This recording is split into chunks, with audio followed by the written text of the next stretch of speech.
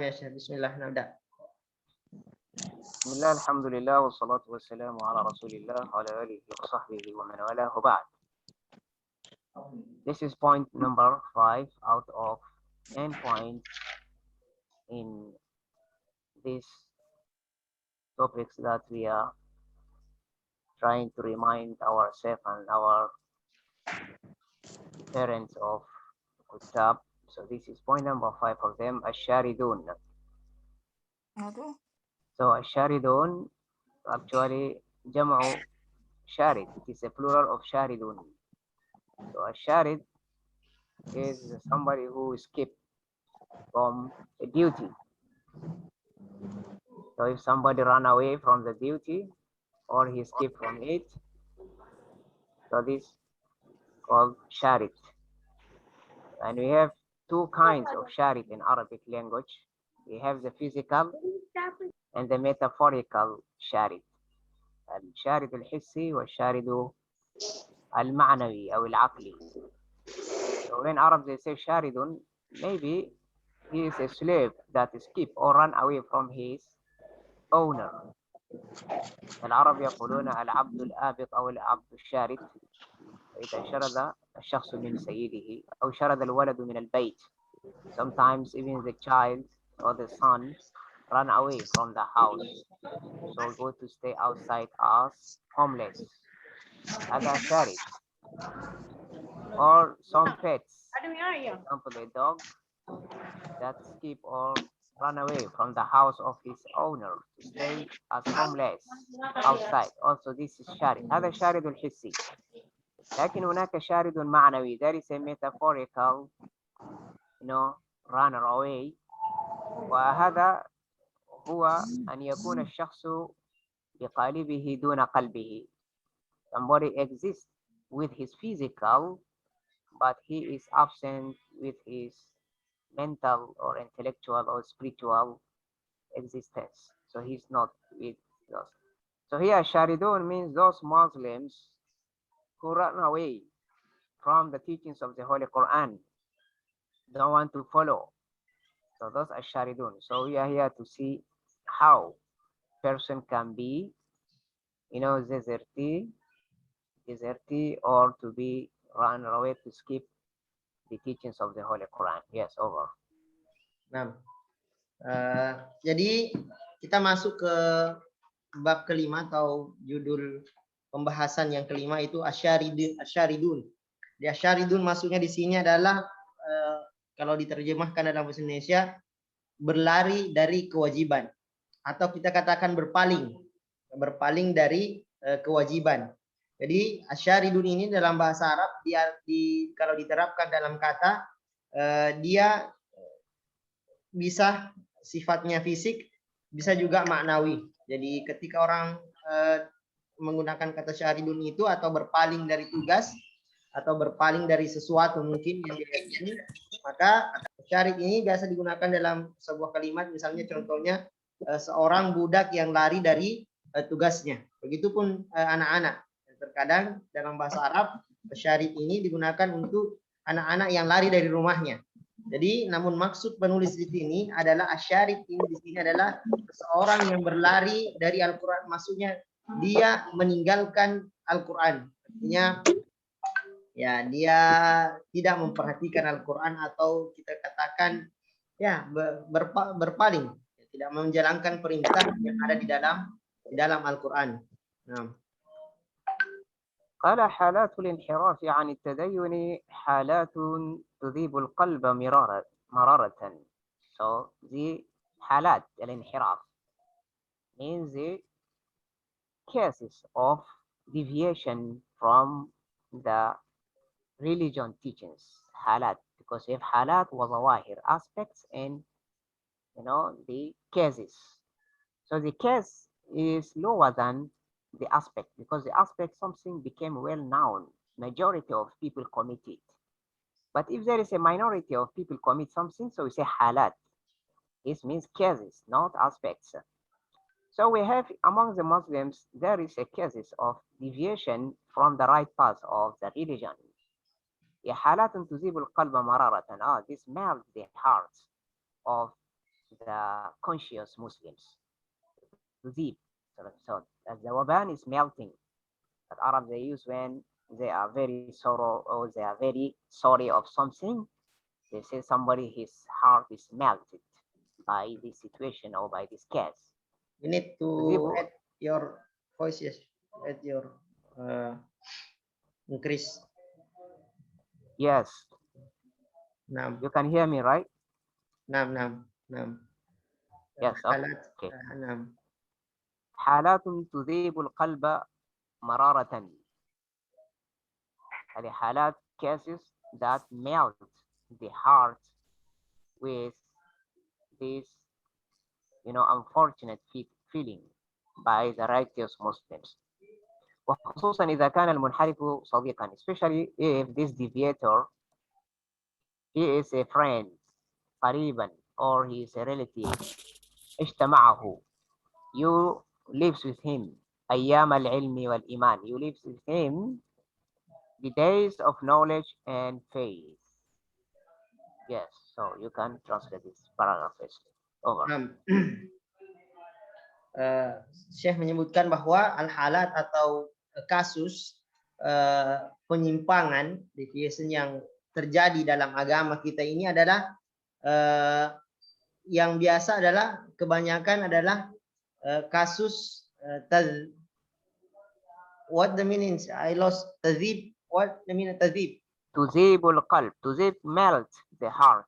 Melting. Make yes, it. just like melting the plastic with a fire. It's bad or what? Yes, because this is a very hard feeling. حالات تذيب القلب مرارة. The righteous Muslims are very unfortunate about these cases. Yes. Nah, jadi kasus atau banyaknya penyimpangan di sini adalah kasus dalam agama ini adalah rusaknya hati seseorang. Ya, ini yang selalu menjadi kasus besar tentang banyaknya penyimpangan yang menimpa merusak hati. Jadi tadi kalau Jantika meleleh itu dalam bahasa buku ini agak lain-lain kita dengar. Jadi maksudnya di situ adalah kasus yang banyak penyimpang yang terjadi yang menyerang hati seseorang dan terkhusus jika penyimpangan itu terjadi disebabkan oleh teman dekat ataupun yang selalu bersamanya di setiap hari dalam ilmu dan iman. Jadi ini kasus yang sering terjadi bahwa seseorang itu mengalami penyimpangan atau pemahaman yang salah dalam agama ini karena teman dekat, ya teman dekatnya yang mempengaruhinya. نعم.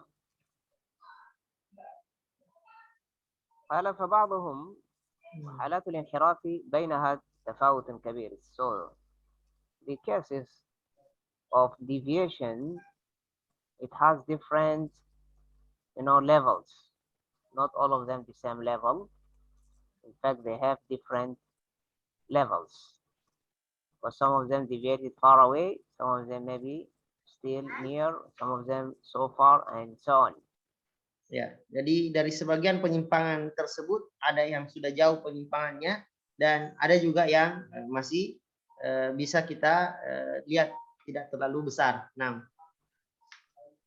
وبعضهم مشكلته علمية بسبب رهبة عقول ثقافية كبيرة هزمت تمامها. Some people, their problem is a knowledge problem, means it's a scientific, Islamic scientific problem because of fear.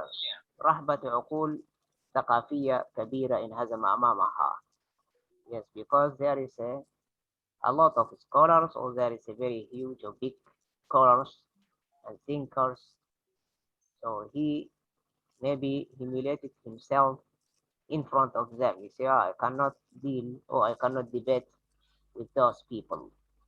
So this is a scientific problem. So because they don't have any background about some issues in Islam, and that's why just they embarrass it and then they cross their hands and surrender. Yes.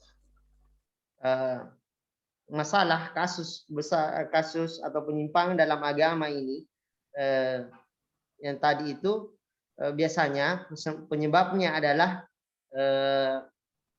karena seseorang itu tidak memiliki dasar ilmu yang cukup. Jadi tidak ada thaqafah ilmu yang cukup, tidak ada background agamanya, sehingga dia mungkin disesatkan oleh ustadz-ustadz yang tidak jelas atau pemahaman-pemahaman yang tidak jelas, atau dari orang-orang yang tidak benar sempurna pemahaman Islamnya. Namanya si ini tuh more at your voice, Chris, maybe Okay. little. I cannot grasp. وبعضهم مشكلته سلوكية. Nah, Clear now, right? Alhamdulillah. Yeah, need maybe put like that. Okay. Some of them, their problem is characteristic problem, or it is a moral problem, سلوكية, behavior problem. بسبب ضعفه أمام لذائذ اللهو والترفيه. Why?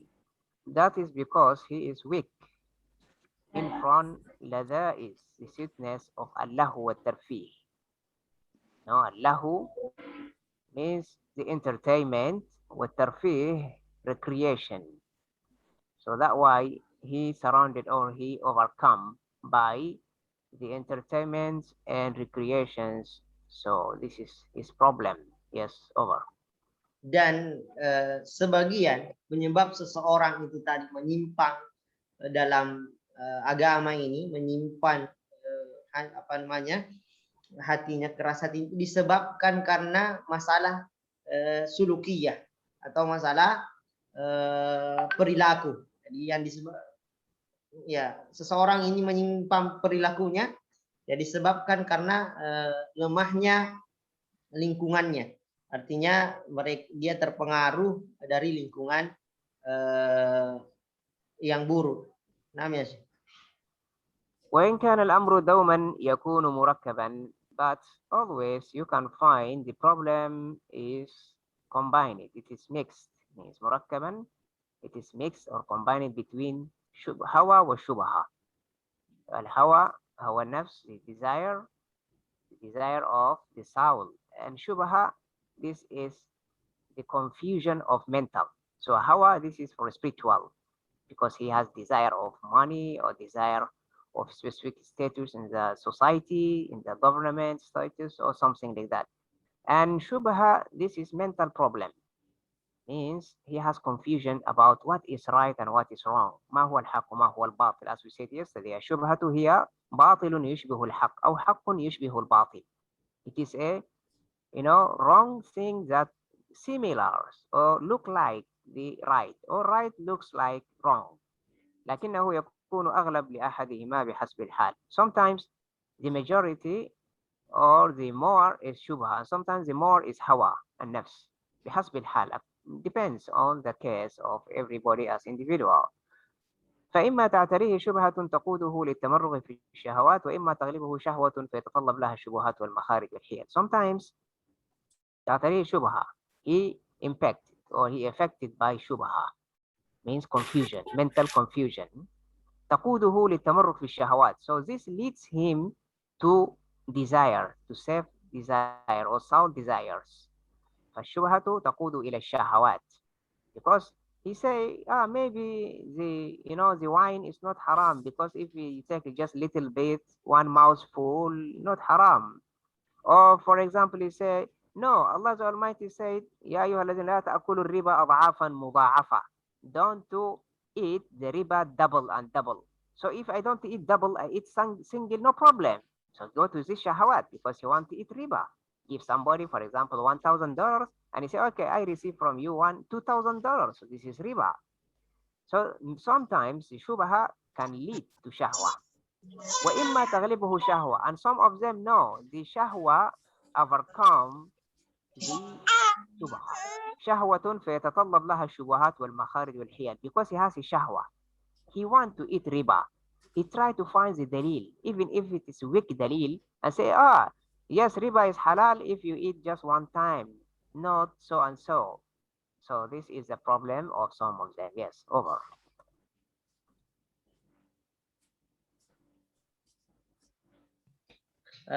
Nah, selanjutnya penyimpangan yang sering terjadi juga disebabkan yang pertama tadi selain karena kekurangan ilmu, yang kedua karena sulukiah atau perilakunya memang dipengaruhi oleh lingkungan sekitar. Itu dulu karena Boleh saya matikan dulu yang remote.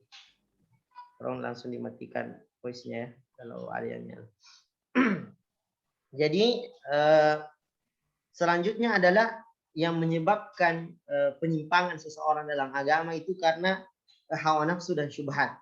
Jadi kebanyakan seseorang itu menyimpang karena hawa nafsu. Ya, ini bahayanya hawa nafsu. Jadi kebanyakan seseorang itu menyimpang hawa nafsu dan ini tergantung kondisinya. Terkadang syubhat atau confusion of pemahaman yang salah, kebingungan dalam agama itu mengantarkannya ke syahwat. Jadi selalu ke syahwat ini yang berbahaya. Begitupun sebaliknya, syahwat ini yang mengantarkan seseorang sehingga mencari-cari syubhat. Contoh misalnya ketika seseorang tersyubhati, dia mungkin membaca ayat tentang minuman keras. Ya, dia mengatakan, oh minuman keras itu tidak apa-apa sedikit, ya karena memang dalilnya seperti itu, ada manfaatnya, tidak apa-apa sedikit. Kalau sedikit nih, begitu juga sebaliknya, itu karena dia salah paham, itu namanya syubhat. Dia salah keliru. Yang kedua adalah karena memang asalnya dia menuruti hawa nafsunya.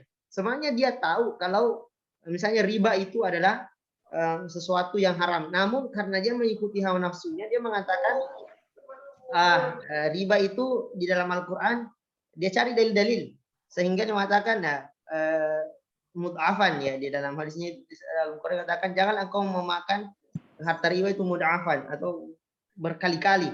Jadi kalau satu kali dikatakan tidak apa-apa. Itu dalilnya. Jadi ini syubhat, syahwat yang mengantarkan ke syubhat. Seperti itu. Jadi tergantung kondisinya. Jadi antara dua ini yang berbahaya syahwat. Namanya. قال الكاتب So the writer said that وأنا إلى هذه الساعة على كثرة ما تعاملت مع هذه الحالات. You say me personally until this hour or until this time على كثرة ما تعاملت مع هذه الحالات. I dealt with a lot of like these cases. لا أعرف علاجا أنفع من تدبر القرآن. I don't know any treatment for this case unless than or accept the tadabbur al-Quran, the good comprehension of the Holy Quran, or the good understanding, the right understanding, tadabbur al-Quran. فإن القرآن, because indeed the Holy Quran يجمع نوعي العلاج. The Holy Quran combines between two types of treatment, al-imani wal-ilmi, the intellectual and also the spiritual, or you can say al-imani, the faith, and the scientific, both of them, not only faith and not only scientific, both of them. Because if you see the modern science, as we are living now in the science or the century of science and technology, people only their proof is scientific proof, any believing proofs, or the spiritual proof from the Quran, Torah, Injil, or the teachings of Buddha and Confucius and so on. No, because they became, when we say for them data.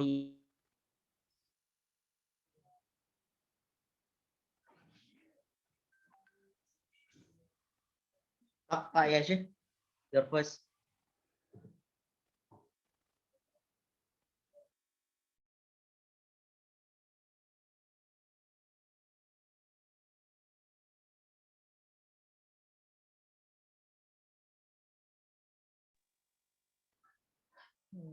Andi Dewi, tolong kasih host saya yang tiba-tiba jadi host. Tolong kasih jadi host saya.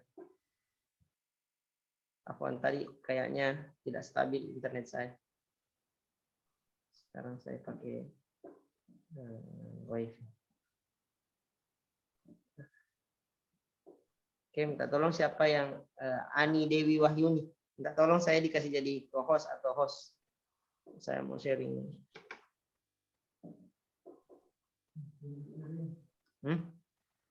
Antum juga? Cek. Hello, brother. Can you hear me? Yeah, there is no problem with my. Ustaz, saya bukan host. Ada hostnya tertulis gitu, tiba-tiba karena saya keluar tadi. Coba di klik ke saya, ya baru kasih. Jadi saya klik kanan kiri namaku. Oh ya. Yeah. Atau tekan kalau HP ditekan, baru. Di partisipan ya. Yeah. Make host ya. Oke. Alhamdulillah. Tiba-tiba keluar jaringan saya, mungkin malah lambat. Sorry, apa Ustaz? Iya, iya. Iya, kayaknya ini bocor ini. Iya. Oke ya Syekh. Sorry, my connection is lost. Nah, fa'in tadabbur fa'in kurajamiyya jum'una wa ilaj. Nam, I have covered until ilaj imani wal ilmi. Yes. Okay, so that means, can you hear me, Juan? Alhamdulillah. Okay, so فإن القرآن يجمع نوعي العلاج.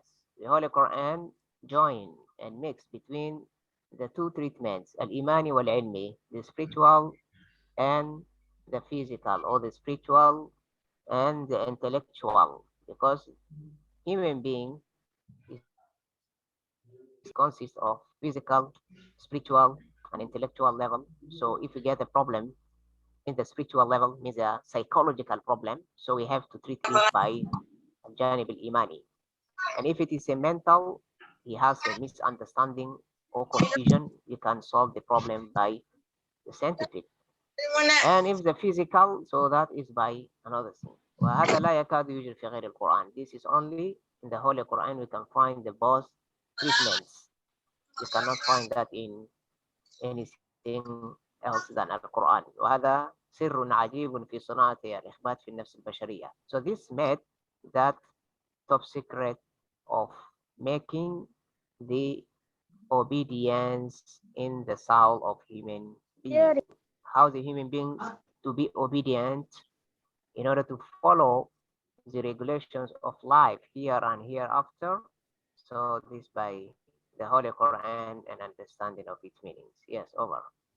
Nah, dan ketika kita melihat tadi semua penyimpangan yang disebabkan oleh ilmu, kemudian disebabkan oleh lingkungan sekitar, begitu juga dengan hawa nafsu, syahwat dan syubhat itu, dan kebanyakan penyimpangan tersebut itu yang kasus-kasus terjadi tadi, penyimpangan syahwat itu hal yang paling ya bermanfaat, ya, hal yang paling mujarab untuk mengobati atau memperbaiki semua tadi masalah inhiraf itu, penyimpangan tersebut adalah dengan kembali mentadaburi Al-Quran.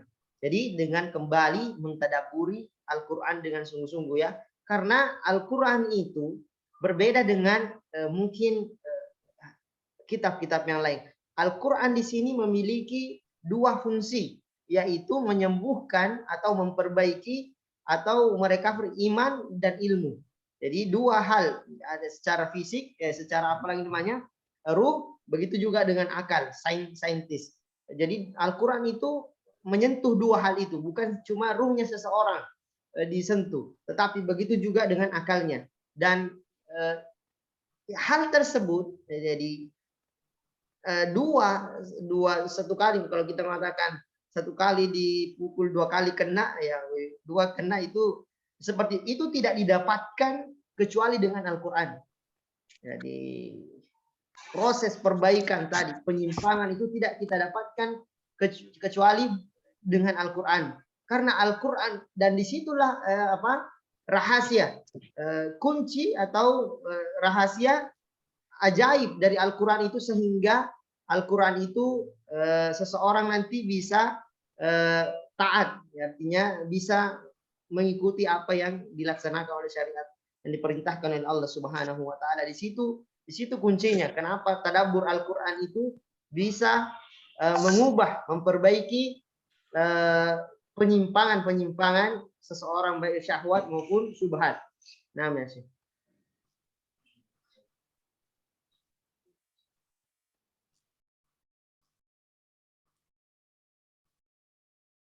Okay. Yes, next. قال تعالى وليعلم الذين أوتوا العلم أنه الحق من ربك فيؤمنوا به فتخبت له قلوبهم أو فتخبت له قلوبهم وليعلم الذين أوتوا العلم. Allah Almighty revealed this Holy Quran in order the scholars. الذين أوتوا العلم means those who gave knowledge by Allah. إنه الحق. This Holy Quran is truth from Allah, from your Lord, من ربك. فيؤمنوا به, and then they will believe with it. فتخبت له قلوبهم, and then their soul will be humble to follow its teachings. So that means the scholars really will be affected by the teachings and the informations of the Holy Quran if they found it, because some scholars, they have only the mental value but they don't have the spiritual value. So in order to complete this one by that, they follow it directly, because we know a lot of scholars now, the scientific scholars or the physical, the science scholars, they lose a spiritual level, a spiritual tranquility. So when they got it, directly they grab it and then to engage for fulfillment of the half of the rest what they have in their souls. Yes, over.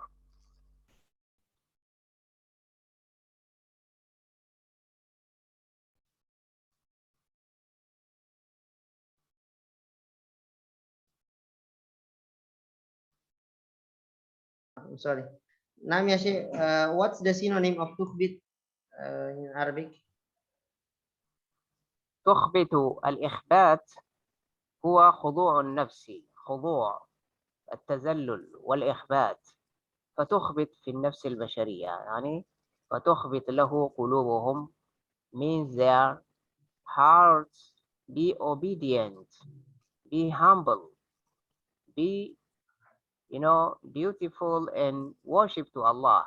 هذا هو الإخبات. خبت يخبت. Yes. Nah, ya, jadi waliya'lam alladzina utul ilma annahul haqqu. Allah Subhanahu wa taala berfirman menjelaskan tadi bagaimana Al-Qur'an itu bisa menyentuh dua hal itu, seman firman Allah waliya'lam alladzina, supaya orang-orang beriman itu tahu, orang-orang berilmu tahu annahul haq, bahwa kebenaran itu dari Allah, fayu'minu, maka dia mengimaninya, bihi fatukhbitu lahu qulubuhum, maka hati-hati mereka tersebut tukhbit, artinya tadi saya sebutkan di sini dia tenang mengikuti perintah Allah Subhanahu wa taala. Dia kalau diperintahkan dia tidak tidak merasa berat begitu. Jadi tukhbit di sini it means that it means tranquility or what ya sih? الإخبات as we say وإذا تهيأ المحل بالإيمان لان لقبول الحق والإذعان له. So here this is one of the meaning. لان لقبول الحق. The heart will be soft to accept the truth. والإذعان له, and be obedient for it. So الإخبات هو الطاعة التذلل والخضوع لقبول أمر الله. To be الخضوع والإذعان له. Yes. Nah, jadi tukhbit, jadi orang-orang yang berilmu itu akan ketika dia mendapatkan, karena tadi bagaimana pengaruh Al-Qur'an itu dengan apa, ketika kita sampaikan kepada seseorang itu berpengaruh, karena dengan Al-Qur'an itu akan membuat lembut hati seseorang. Jadi tukhbit, sehingga dia mudah untuk menerima kebenaran dari Allah Subhanahu wa taala, menyebabkan hati seseorang itu merendah, lembut, sehingga dia mudah untuk menerima apa yang ada di dalam Al-Quran atau perintah Allah Subhanahu wa taala. And this ayah it passed already. Allahu nazzala ahsan al-hadith kitab mutashabiha. We translated it and explained. And here we say only مثانية تقشعر منه جلود الذين يخشون ربهم. So this we have already explained about it. So وفي القرآن من بيان العلم والحق في مثل هذه القضايا المنهجية ما يوجد في غيره. And in the Holy Quran, we can find like this explaining for the Holy Quran في مثل هذه القضايا المنهجية لا يوجد في غيره. ومفتاح الهداية مقارنة يعني هذه القرآن بسلوكيات التيارات الفكرية. So there is no guidance like the guidance of the Holy Quran. Yes. Jadi di dalam Al-Quran disebutkan bersamaan, menjelaskan ilmu dan kebenaran bersamaan. Jadi kalau di Al-Quran ya tidak hanya disampaikan ini hak atau tidak, tapi Al-Quran juga menjelaskan seseorang dengan ilmu. Dan tidak ada yang seperti ini kita dapatkan selain Al-Quran. Mungkin kalau kita dapatkan sesuatu ya kita tidak bisa meyakinkan bahwa ini benar. Namun kalau kita sudah yakin benar ya kita butuh ilmu, dan yang bisa menjelaskan kita itu adalah Al-Quran. نعم. So we go here. We say أنه إذا تأملت هنا. So he said. Your voice low ya sih. Okay.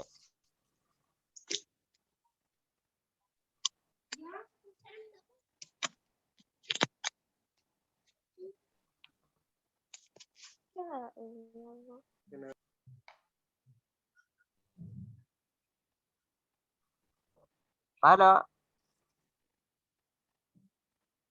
أعني أنه إذا رأى متدبر القرآن. I mean when the person who seek understanding the Holy Quran, تفريق القرآن, the Quran differentiated between المعترف بتقصيره.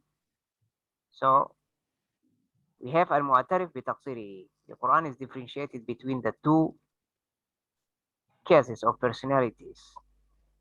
We have المعترف بتقصيره and we have والمبرر لتقصيره. So we have two kinds. المعترف بالتقصير means this who confess his error or confess his sin, confess his disobedience. And that one who don't confess, he still claims that he is right. So those two, the Holy Quran differentiated between them. Yes. So وآخرون اعترفوا بذنوبهم, هذا معترف. This confess. وآخرون اعترفوا بذنوبهم. But who don't confess is ولقد علمتم الذين اعتدوا منكم في السبت فقلنا لهم كونوا قردة خاسئين. Those Banu Israel. But over there وآخرون اعترفوا بذنوبهم. So this in قصة تبوك. But here we have وَلَقَدْ عَلِمْتُمُ الَّذِينَ اعْتَدَوْا مِنْكُمْ فِي السَّبْتِ. So those people who don't to confess means don't to recognize, don't to accept their wrongness, like people of Bani Israel الَّذِينَ اعْتَدَوْا مِنْكُمْ فِي السَّبْتِ. Yeah, because they exceeded the limits of regulation of Allah in Saturday, أصحاب السبت, when Allah the Almighty prohibited for them to go and catch the fish on Saturday. So they put the nets on Friday and then they take the fish on Sunday. So those they don't want to recognize and confess for their wrongness. فَقُلْنَا لَهُمْ كُونُوا قِرَدَةً خَاسِئِينَ. So that's why Allah Almighty transformed them to monkeys and been humiliated. خَاسِئِينَ, being humiliated. Yes. Ya, selanjutnya, jadi dalam penyimpangan ini ada dua jenis orang. Yang pertama ada orang yang recognize ketika dia disampaikan bahwa itu salah. Jadi di dalam Al-Quran disebutkan dua tipe orang yang melakukan kesalahan. Ada seseorang ketika dia melakukan kesalahan, dia menyadari bahwa dia melakukan kesalahan. Sehingga di dalam Al-Quran disebutkan wa akharuna iqtarafu bi dzunubihim khalaqu ilman salihan wa akharu syai'an asallahu an yatubal alaihim. Jadi ada seseorang yang satunya yang Allah Subhanahu wa taala azab, yang kedua ada yang Allah Subhanahu wa taala berharap dia bertaubat ya ketika disampaikan kebenaran kepadanya. Sebagaimana contoh orang yang tidak menyadari ya kalau sudah disampaikan kesalahannya dia tidak mau berubah, tidak mau menerima datangnya kebenaran, maka Allah kasih contoh di dalam Al-Qur'an walau qad alimtumul ladzina tadaw minkum. Apakah engkau tidak melihat orang-orang yang melampaui batas di antara kalian fi sabti pada hari Sabtu? Faqulna lahum kunu qiradatan khasiin. Yang dimana mereka melampaui batas itu Allah Subhanahu wa taala kutuk mereka menjadi qiradatan khasiin, ya, menjadi monyet. Karena kenapa? Ya sudah disampaikan kebenaran namun mereka tetap tidak mau menerima kebenaran tersebut. Nah, قال ومجرد المعصية just the sin alone بالصيد في اليوم المحرم to commit sin by fishing on the prohibited day لا تستحق المسخ. This don't to subject them to be transformed to animal. فقد جرى من بني إسرائيل ما هو أكثر من ذلك ولم يمسخهم الله. So some part of Bani Israel they commit what is more than just fishing on this day. ولم يمسخهم الله. Allah Almighty didn't transform them to animals. ولكن الاحتيال على النص بالتأويل ضاعف شناعتها عند الله جل وعلا. So why Allah Almighty transformed them? Can you hear me? I lost some words. Maybe Yes. No. Yes, because it notified for me here my connection is out. Okay. ولكن الاحتيال. So why Allah the Almighty transformed those sinners No. of Bani Israel to animals? No. Because الاحتيال على النص, because they corrupted the text of the No. التأويل. No. So by modification, to modify or to deviate the meaning to another meaning. No.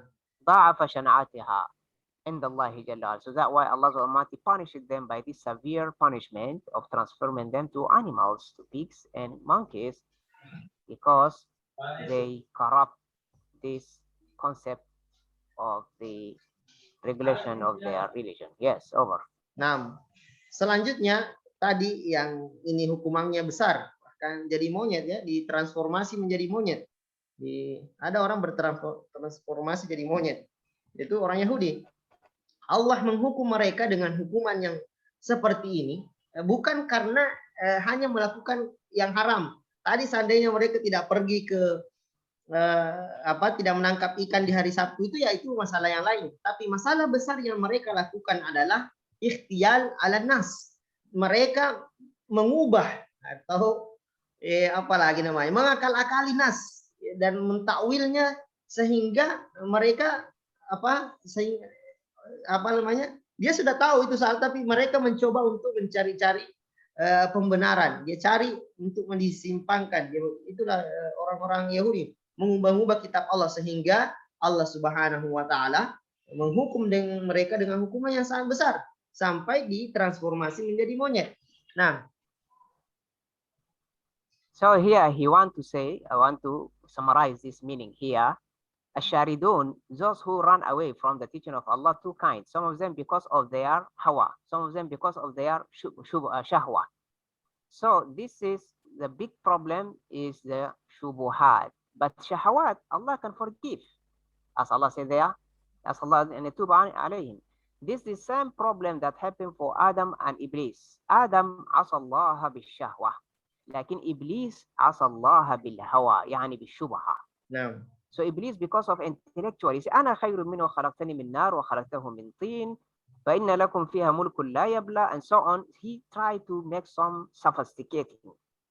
But Adam ate this fruit by his shahwa, not because he corrupted the commandment of Allah. But Iblis, he corrupted the commandment of Allah. So the intellectual deviation is very big problem than the spiritual or Nah, the self-desire insyaallah. problems. Hmm. Yes, this is the Nah. tadabbur here. Jadi tadabbur yang bisa kita pahami bahwa dari dua penyebab utama seseorang menyimpang yang melakukan salah, siapapun itu, anak-anak atau siapapun itu, penyebab dua hal tersebut dibagi dua, ya. Yang paling besar itu syahwat dan yaitu syahwat dan syubhat. Namun yang paling besar pengaruhnya, bahayanya adalah syubhat. Kenapa begitu? Kalau hawa nafsu, kenapa?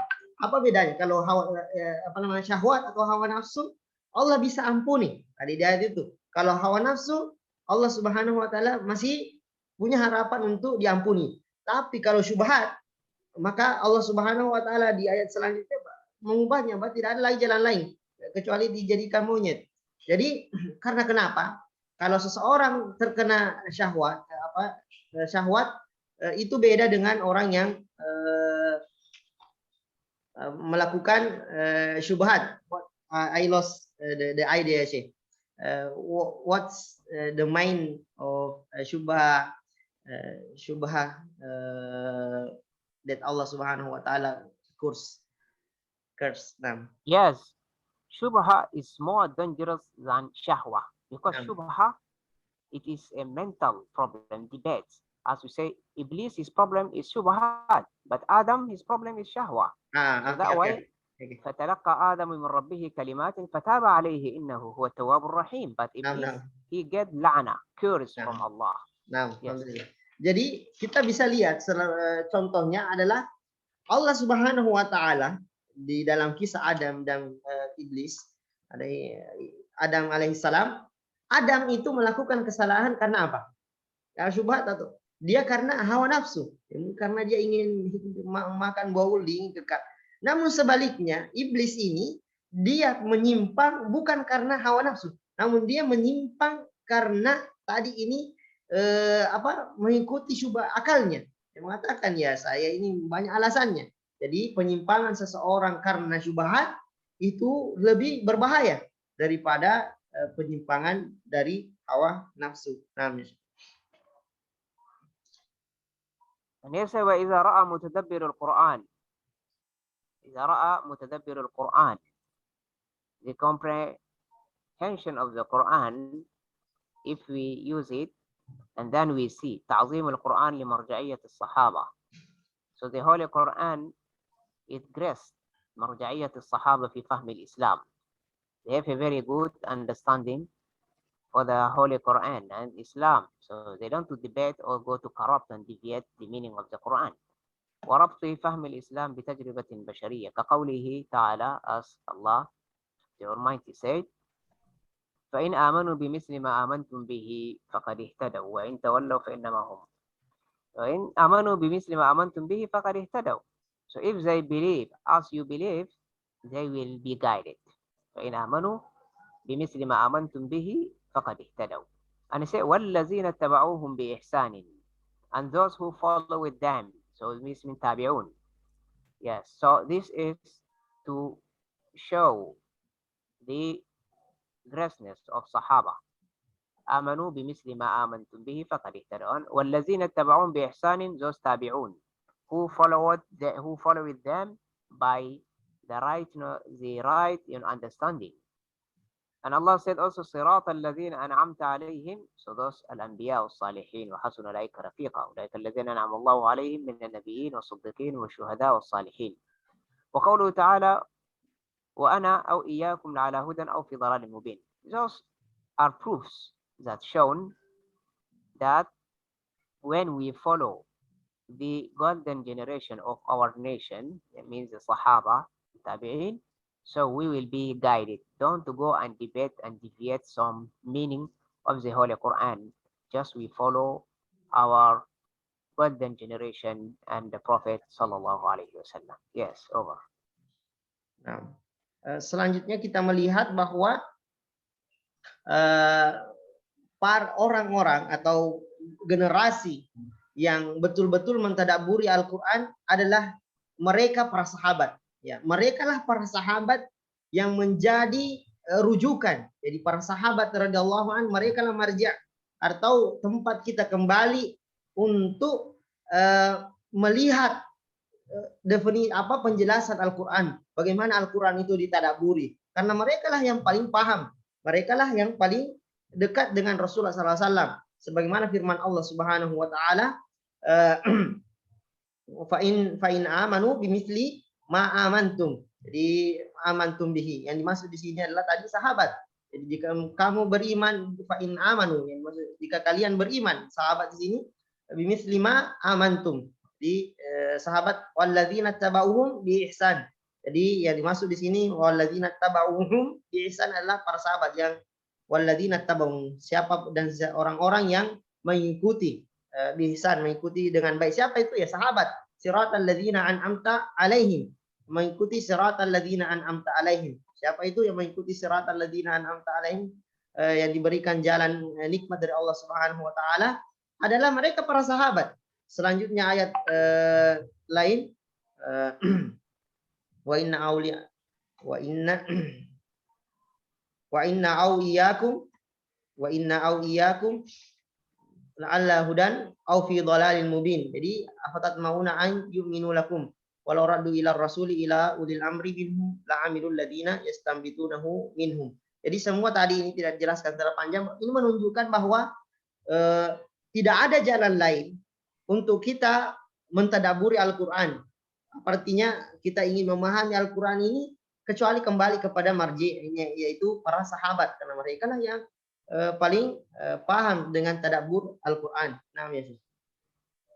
Okay, please highlight this sentence. Innal wahya laysa nassan maftuhan.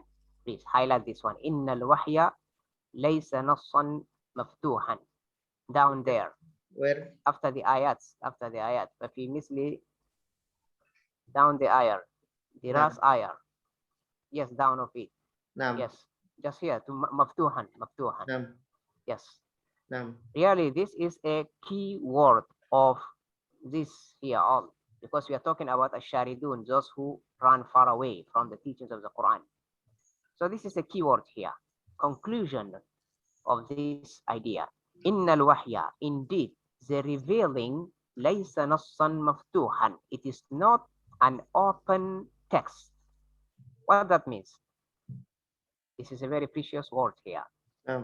Means the revealing the Holy Quran is not open text for everybody to come and try to do his best out of his memory to understand as he like. No, not by this way. It is not something just to put it as picture without expression, surah biduni ta'liq, and then you let for everybody to do comment. As they do, they say picture without comment.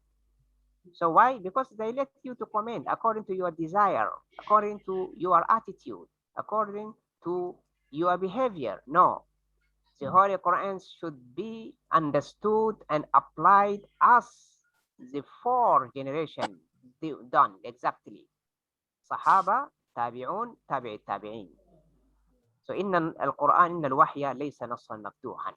So that means in order not to be deviated, in order not to be sharidun, not to be run far away or to be deviated far away from the right path of Islam, we have to follow this Quran as Sahaba and Tabi'un understood it. As Imam Malik ibn Anas said, ما لم يكن في ذلك اليوم دين فليس اليوم بدين واتبعوا ولا تبتدعوا فإن الخير كله في اتباع السلف والشر كله في ابتداع الخلف.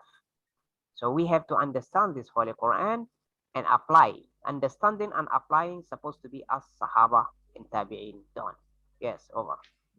Jadi dari begitu banyaknya tadi ayat yang menyebutkan bahwa sebaik-baik seseorang, sebaik-baik generasi yang memahami Al-Quran, mentadaburi Al-Quran, mereka para sahabat. Sehingga Syekh mengatakan, coba kita garis bawahi perkataan gini, bahwa sesungguhnya wahyu itu bukanlah nas, bukanlah sebuah kalimat, bukanlah sebuah nas, kalimat maftuhan yang terbuka. Mungkin kalau di Facebook ada komen di situ. Jadi di Al-Quran ini bukan sesuatu yang semua orang bisa berkomentar dengannya. Jadi sesuai dengan apalagi namanya, sesuai dengan mungkin latar belakang pengetahuan mereka, sesuai dengan hawa nafsu mereka, sesuai dengan akal mereka.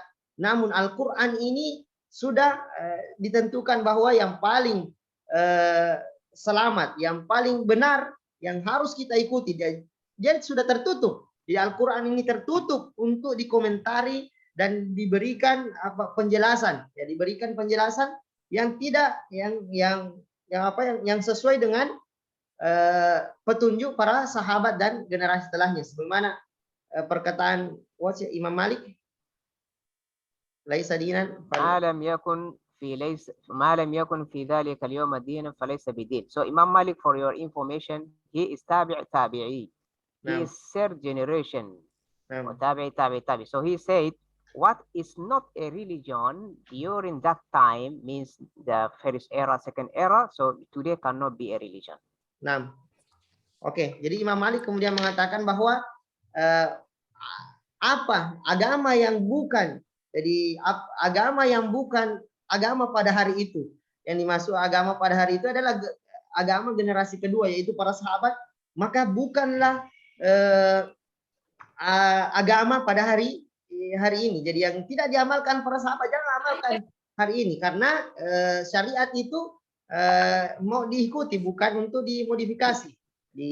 Itu perkataan Imam Malik. Jadi sesuatu yang sebelumnya para sahabat bukan merupakan agama, bukan merupakan din, bukan merupakan petunjuk Islam, petunjuk Al-Quran yang dipahami oleh para sahabat, maka bukan juga agama pada saat ini. Tidak boleh kita mengatakan, oh ini kan ada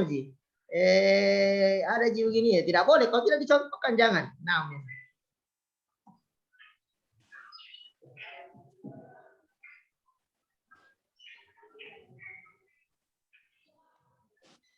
okay. Okay. So we finished. Alhamdulillah.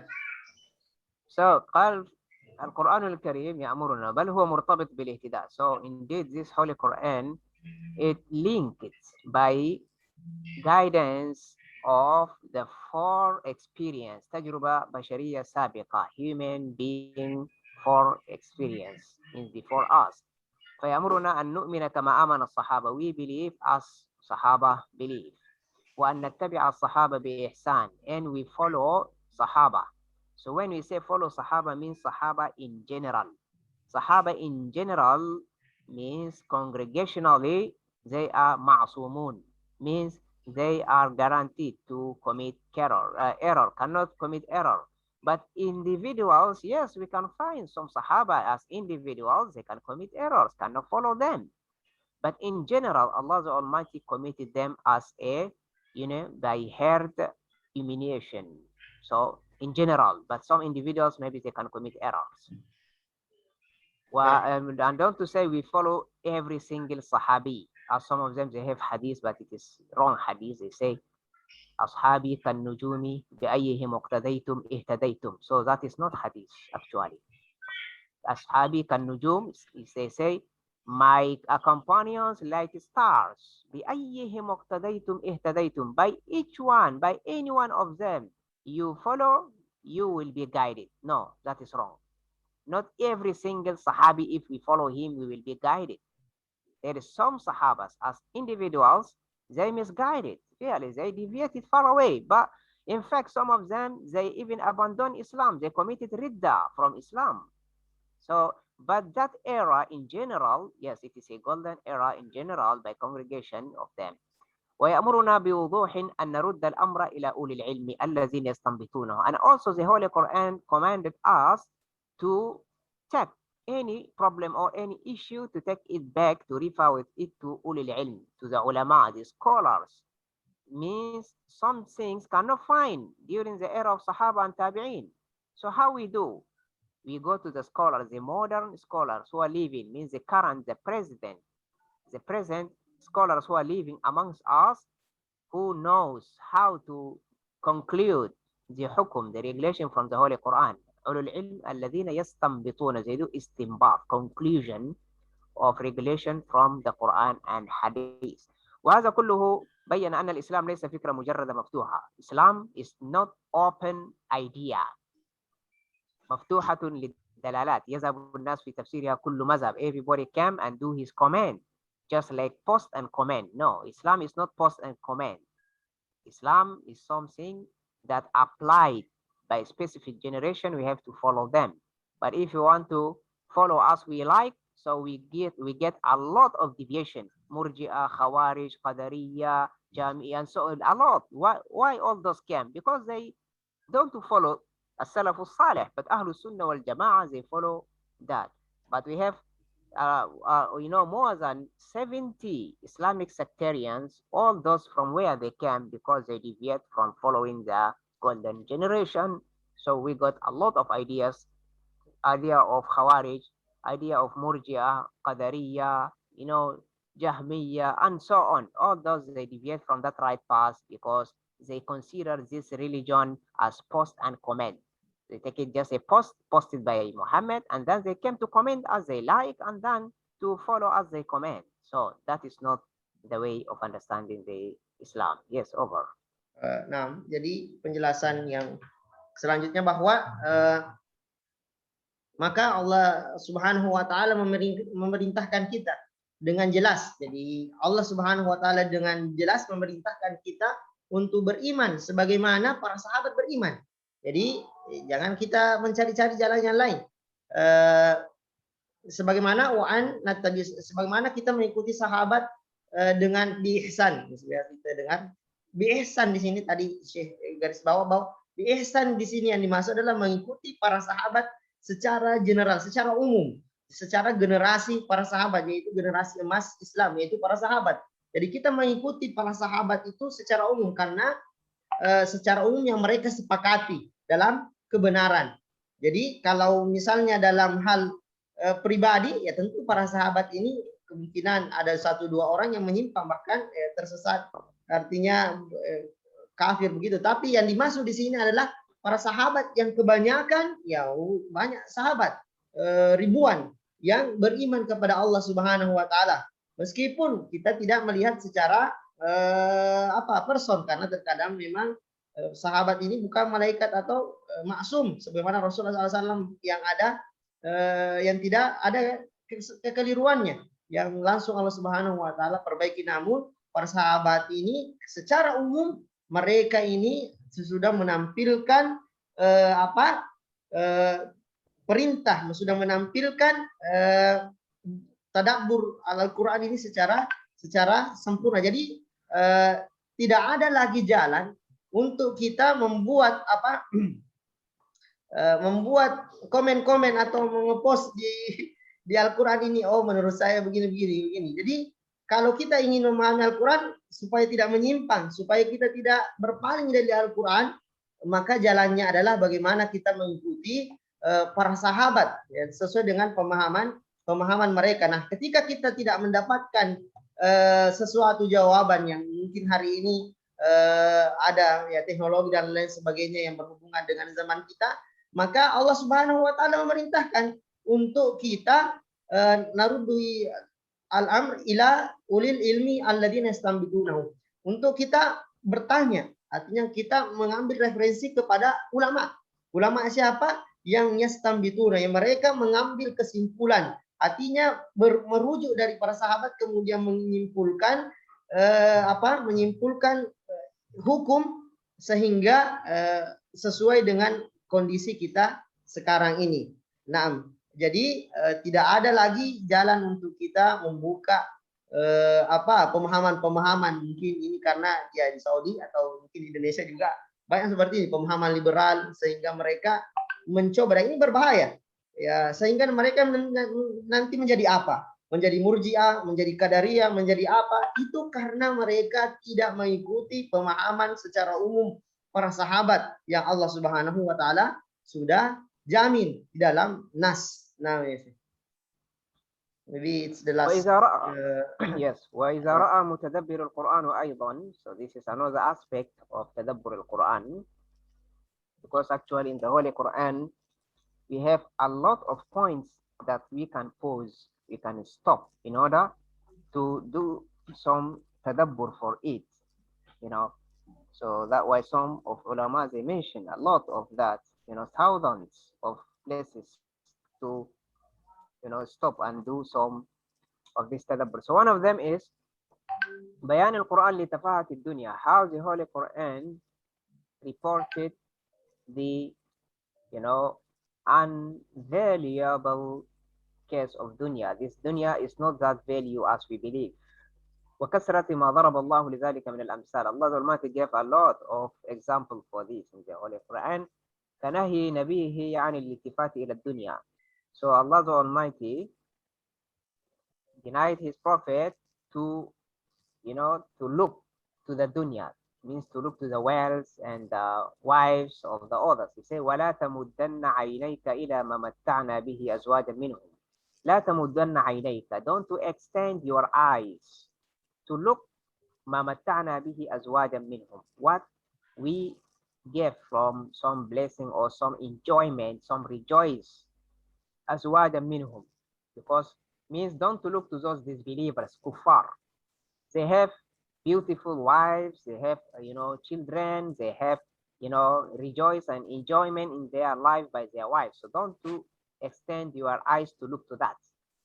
Zahrat al-hayat dunya, just this is a flower of this life. What is meaning of flower? Because this flower, don't to stay. The rose, when came from the flower, this rose cannot stay every time. It may be finished in this season only. Next season, no, there is no this rose. It became another rose, new one.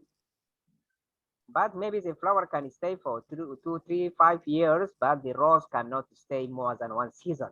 So this beauty of the wives of the disbelievers and their children, their wealth, is just like a rose that came out during the spring season. After the spring season, no rose more, no flowers more.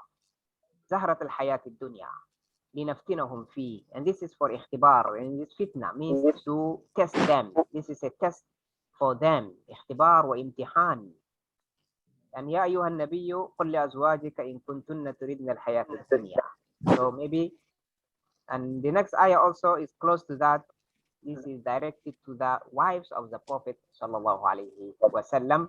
Also say for them, قل لأزواجك, O Prophet, say for your wives, إن كنتن تريدن الحياة الدنيا, if you want this life here, وزينتها, and the beauty and decor of this dunya, فتعالين ومتعكن وسرحكن سراحا جميلا. Means come on, I divorce you, and then I give you mut'a. ومتعكن means I give you mut'a. Mut'a means when you divorce a wife, you give her the half of the dowry, 50% of the dowry. What's so called mut'a.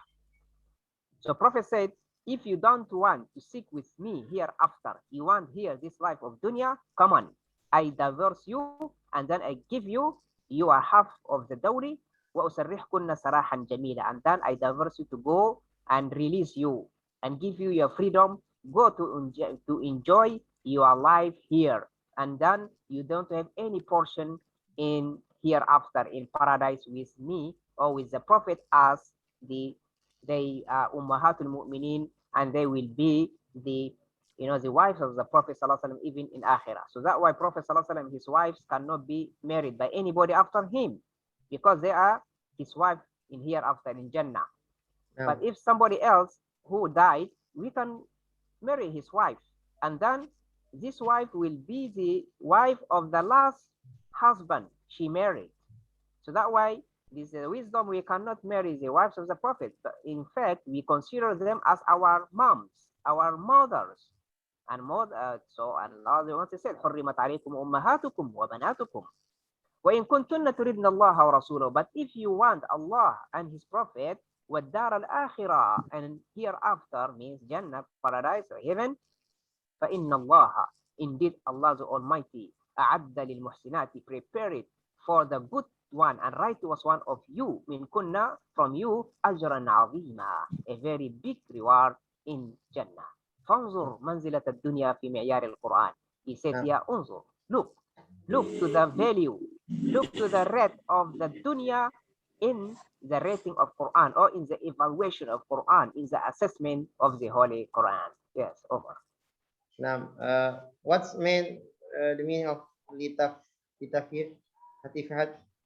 What is this? Yes. What? bain al-Quran litafahatud dunya.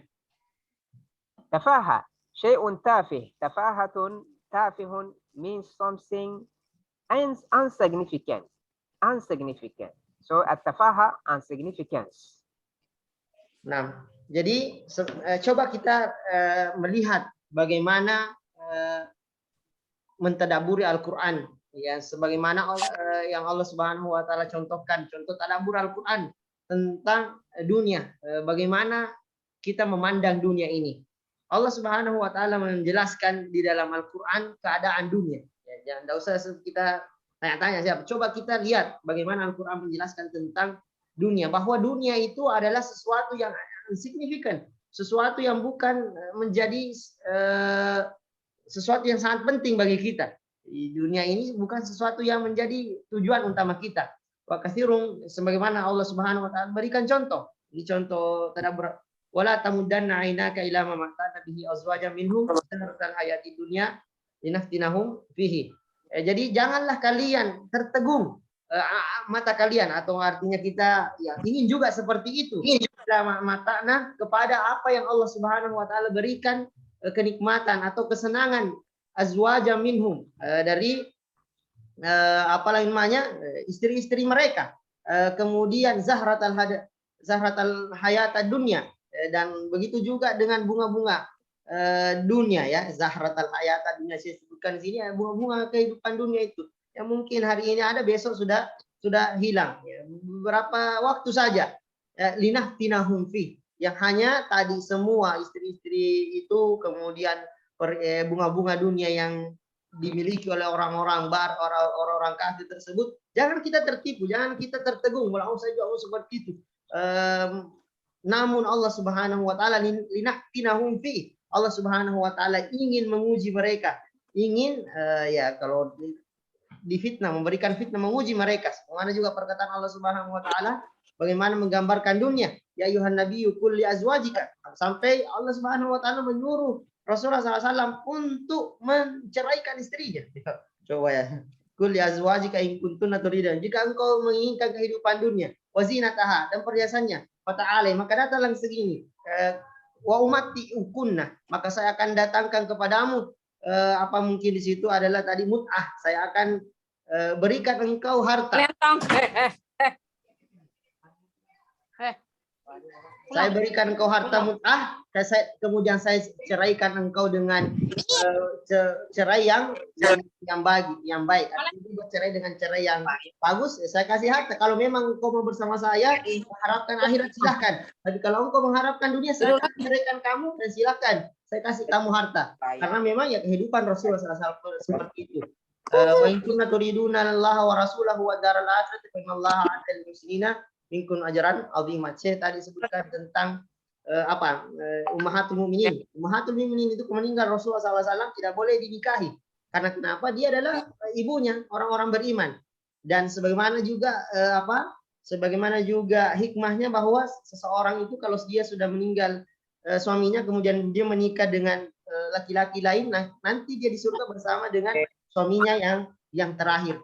Namun ya para ummahatul mukminin ini nanti bersama dengan Rasulullah SAW. Maka Rasulullah SAW silakan, kalau kau mau sehidup bersama saya di akhirat, silakan hidup bersama saya. Tapi kalau kau tidak mau menghendaki kehidupan dunia, silakan saya ceraikan kamu dengan ceraian yang baik. Nah, seperti itulah dunia yang Allah Subhanahu Wa Taala kita gambarkan dalam Allah Subhanahu Wa Taala gambarkan di dalam Al-Quran. Nah, maybe the last. Yeah, okay. I think, yeah. Yes, we leave the other tadabbur. Really, this is applied tadabbur for some ayat of Quran. So inshallah we continue.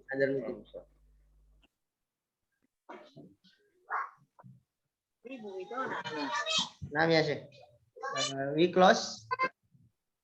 Yes, because we have a lot of here. وَإِذَا تَدَبَّرَ وَإِذَا رَأَتْ مُتَدَبِّرُ الْقُرْآنِ. All this is an example of tadabbur. So as it is already time over, inshallah, we can let for them the comment or any question or anything else. If not, just we close, inshallah. Nah, kita cukupkan, inshallah. Banyak lagi contoh-contoh kita ambil pelajaran tentang tadabbur, namun karena ada banyak contoh, ini saja yang kita bisa sampaikan hari ini. Silahkan jika ada yang ingin bertanya, silakan. Kalau tidak ada, kita cukupkan. Nah, saya kasih waktu 10 detik ya. Yang mau bertanya, silakan.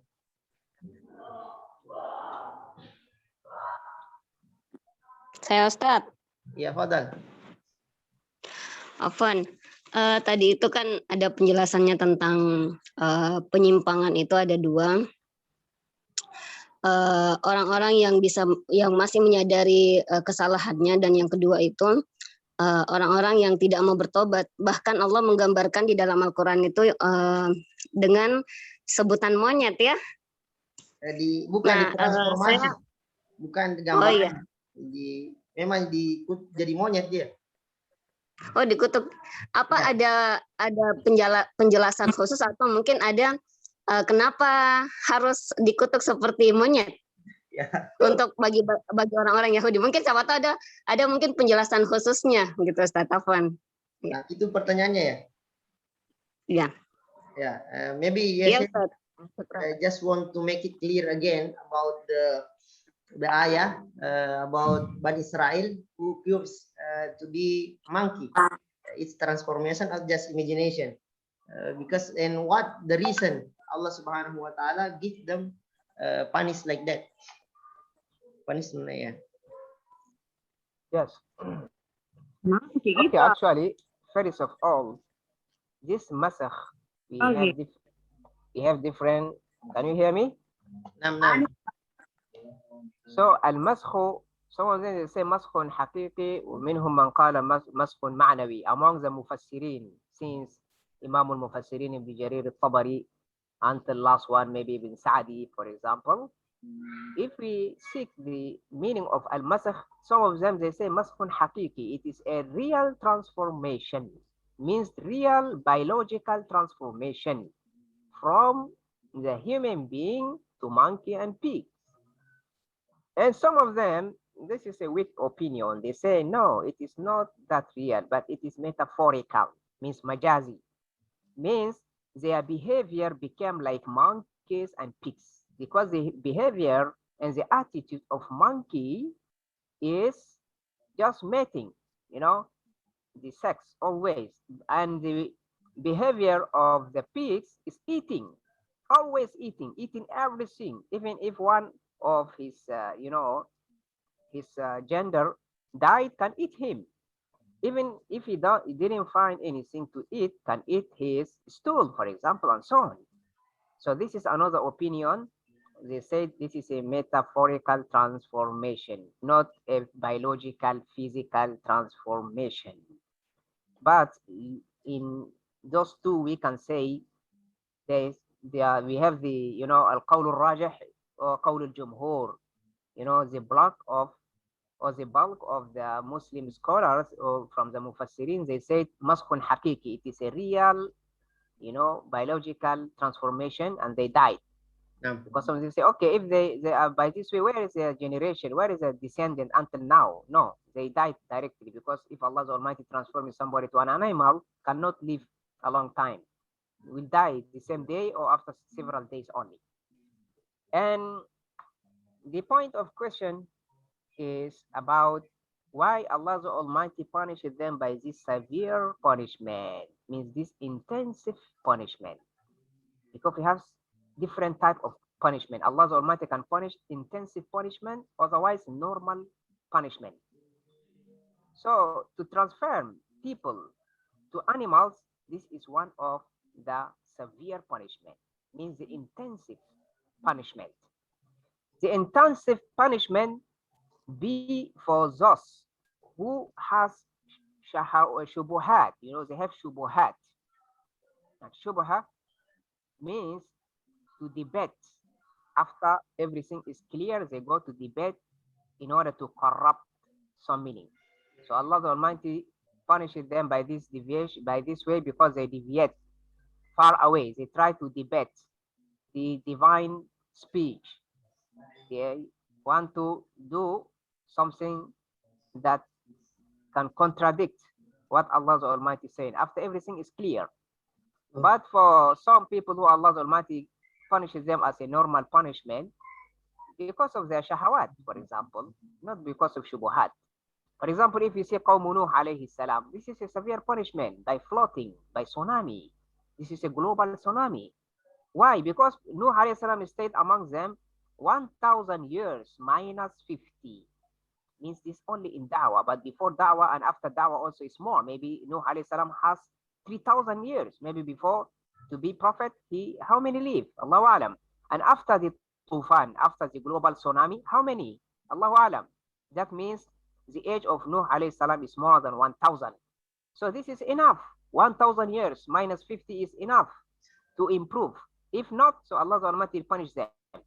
And also Qawm Lut, for example. This is a severe punishment, very intensive punishment. And Banu Israel, Qawm Musa alayhi salam. This is a very severe punishment. It is more than the punishment of At-Tih. يَتِيهُونَ فِي الْأَرْضِ 40 سَنَةً. They mislead it in the desert of Sinai 40 years, cannot be guided. Yeah, no power, there is no, no GPS can guide them to where. So they mislead in the desert. It is very narrow desert, but for 40 years, يَتِيهُونَ فِي الْأَرْضِ 40 سَنَةً. So Atihu is not that severe punishment, not that intensive punishment, like to transform them. Yes, so this is the meaning when Allah the Almighty punished by this severe punishment or this intensive punishment, majority of this comes by the debate, by the intellectual, هو النزاع. So النزاع العقلي ليس بالشهوة, but shahwa, this is not that big thing, not that big deal. Allah the Almighty transform people because of it, not because of shahawat, but because of shubuhat or because of some debates against Allah. Yes, Allah alam. Mungkin sudah bisa dipahami ya. Saya underline saja, yaitu tadi karena disebabkan itu. Karena dia sudah jelas hukum yang Allah sudah sampaikan kepadanya, dia sudah tahu betul bahwa itu hukum dari Allah Subhanahu wa taala dan berbahaya, dilarang yang haram untuk dia lakukan. Namun dia mencoba bukan karena hawa nafsunya dia melawan, tapi dia mencoba untuk mengakal-akali. Dia ingin mendebat. Kalau tadi mungkin ada seorang tersesat, dia hawa nafsunya ikut, dia tahu salah tapi hawa nafsunya dia ikuti. Dia tidak ada jalan mengatakan, oh memang itu dia mau cari jalan-jalan pembenaran. Nah, ketika sudah seperti ini, dia mau mengakal-akali, mau mendebat Allah Subhanahu wa taala. Beda tadi orang yang salah, mungkin hari ini dia minum minuman keras, dia tahu memang minum minuman keras, tapi dia tidak mengatakan bahwa oh, minuman keras itu boleh sih karena Allah begini-begini. Dia tidak sampai seperti itu untuk melawan firman Allah Subhanahu wa taala. Maka Allah Subhanahu hukum mereka dengan hukuman yang besar sebagaimana juga ya, jadi ketika sesuatu sudah jelas, sebenarnya kisahnya kaumnya Nabi Nuh, bayangkan 1000 kurang 50 tahun mereka itu sudah didakwai oleh Nabi Nuh, sudah jelas, namun mereka juga masih mencari-cari mendebat. Begitu juga kaum Lut dan lain-lainnya, mereka mencoba mencari jalan untuk membenarkan apa yang mereka lakukan, bukan karena hawa nafsunya. Kalau orang yang mengikuti hawa nafsunya itu dia mengatakan memang saya daif atau lemah, dia tidak mencari-cari kebenaran, maksudnya seperti itu.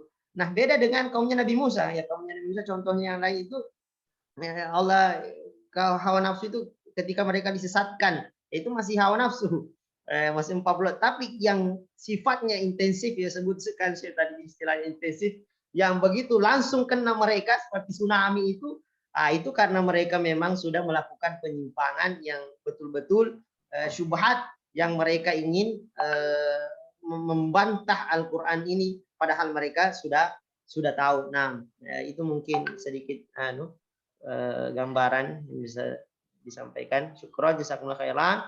Nah, ya Syekh, we enough our meeting. Yes, inshallah. So tomorrow, Friday, there is one or following the next week. Next week inshallah ya, because sometimes they Okay. have busy. Nah, syukran jazakallahu khair, warakallahu fikum kepada semua orang tua santri. Semoga Allah Subhanahu wa taala mempertemukan kita di bulan Ramadan dengan bulan Ramadan dengan iman dan amal saleh. Insyaallah kita bisa mengambil manfaat dengan Al-Qur'an. Barakallahu fikum. Assalamualaikum warahmatullahi wabarakatuh.